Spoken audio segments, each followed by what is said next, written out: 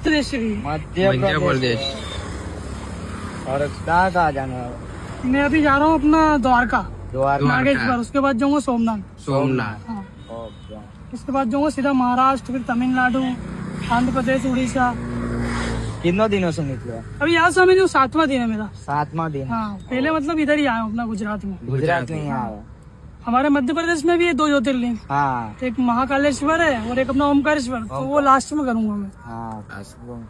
तुम अकेले ही हो? हाँ, अकेला ही हूँ। कितने दिन से निकले? बोलते रहो 7 दिन हो जाते हैं। हाँ, 7 दिन। कितने दिन लगेगा अभी तुमको? मेरे को 8-9 महीने लग जाएंगे समझ लो। 9 महीने। 8-9 9 महीने। महीने लग जाएंगे। अकेले ही है। हाँ, अकेले ही। गाँव चकलासी है। अच्छा, चकलासी। हर हर महादेव। हर हर महादेव।